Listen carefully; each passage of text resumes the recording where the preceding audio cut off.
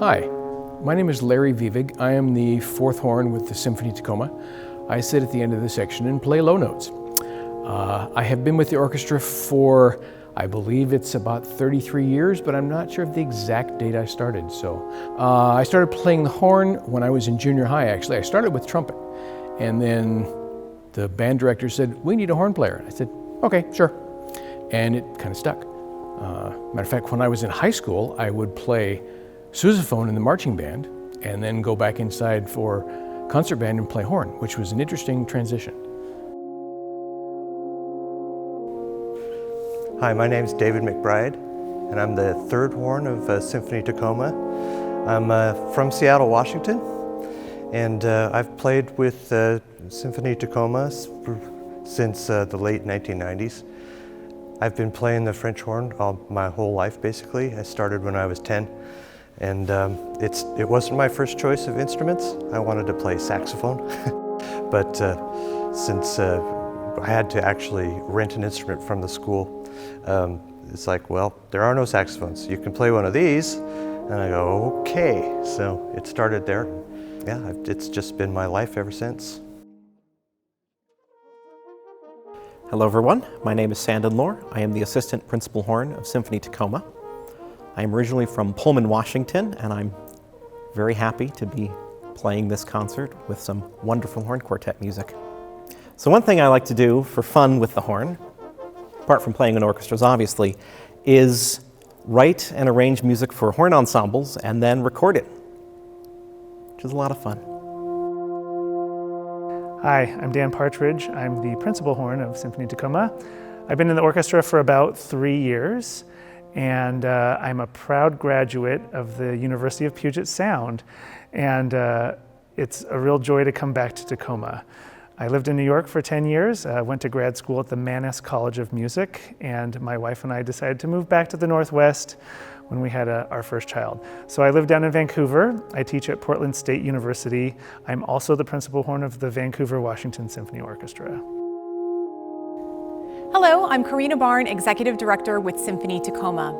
Thank you for joining us for this performance of That's a Wrap, featuring members of Symphony Tacoma's talented horn section. We are thrilled to present this first Interludes performance of 2021 on YouTube. If you haven't done so already, please press the subscribe button on the bottom right-hand side of your screen to receive notifications of all of our upcoming performances. Our programs are offered free of charge for the community through the generous support of our sponsors. We would like to express our deepest thanks to Multicare, Tacoma Creates, Artois, One Stop Dentistry, and the Charles Wright Academy. We hope you will continue supporting Symphony Tacoma as we bring more programs to you this spring. Please visit symphonytacoma.org/support for more information on how your gift will make a difference in our community. Thank you and enjoy.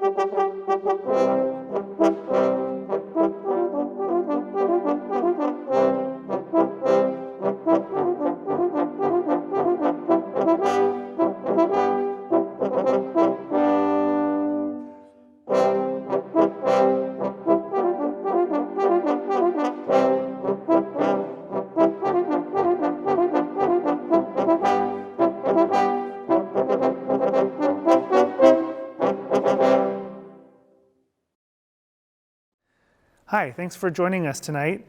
I wanted to just describe a little bit about the horn and the pieces you're going to hear this evening. The first piece we heard was a fantasy overture by Carl Maria von Weber, who was an early Romantic composer, and he and Homilius, who wrote the second piece, both wrote for a horn that had no valves. It was called a natural horn. The Homilius is called a Waldhorn, which means forest horn, but literally translates to hunting horn or natural horn. And so you would say, well, how would you make sound without valves? The horn overblows the overtone series, which sounds like this.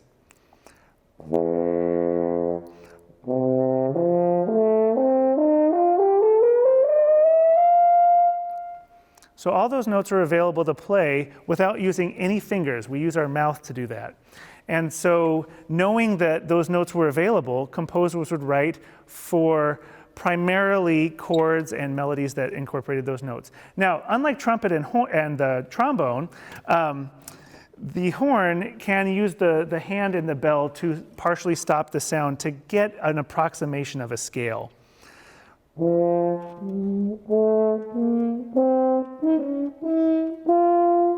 The idea is that a horn player could play most of the notes of the diatonic scale, and that's one of the reasons they were the first instrument introduced into the orchestra.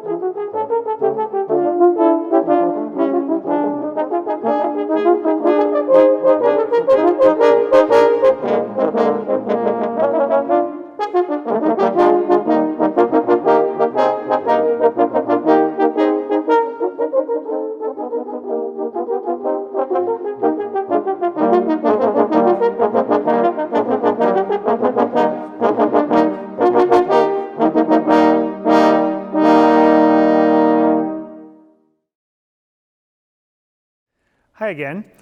Earlier we talked about the fact that the horn was a natural instrument without valves.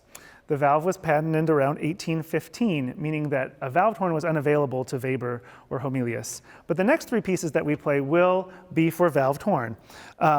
What the valve does is it allows the tubing to be increased. So that pattern that I played for you earlier,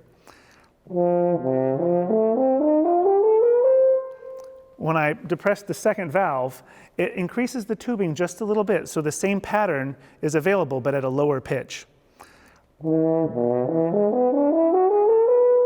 If I press the first valve, it gives a slightly longer tube and at a lower pitch, again, for the same pattern. So part of horn pedagogy is learning which fingering combinations will give the notes that you want for a chromatic scale. So the next three pieces incorporate fully chromatic instruments, and you'll see that they increase in difficulty and also tonal color. So I hope that you enjoy the next pieces by Tcherepnine, Gina Gillie, a local composer, and finally Kerry Turner.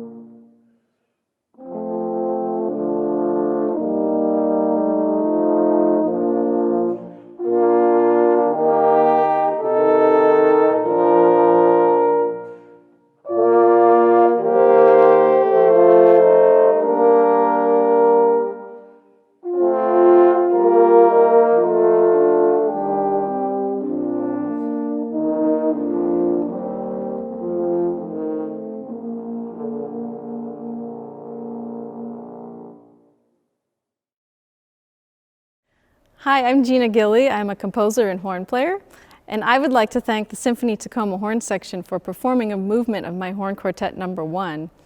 The piece was written in 2015 on a commission from John Hargreaves, who is a horn player from New Mexico. He requested a 3-movement work that could stand alongside the Hindemith Horn Quartet, not in style necessarily, but in heft. The first movement, which the Symphony Tacoma Horns have recorded for you, is a tightly constructed movement that begins with a slow adagio section that is contrasted with a quick march-like allegro. You might not recognize it when you hear it, but the piece begins with a tone row. I don't treat the tone row serially, however, and right after its introduction, I immediately harmonize the tone row with recognizable chords. After a short melodic interjection from the fourth horn, the row is presented in retrograde and harmonized differently.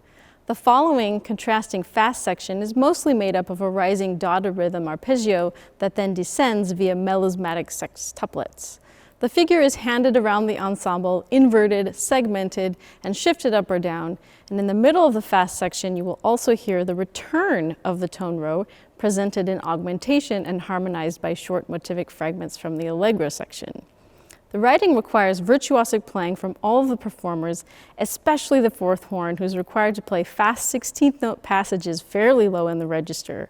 Overall, the range of the piece extends from a low D in the fourth horn to a high D in the first horn and provides fun challenges for everyone. I encourage you to listen to the various guises and combinations of the motives described throughout the piece, as well as to enjoy the energy of the playing. I hope that you enjoy this performance, and thank you to the Symphony Tacoma for making it happen.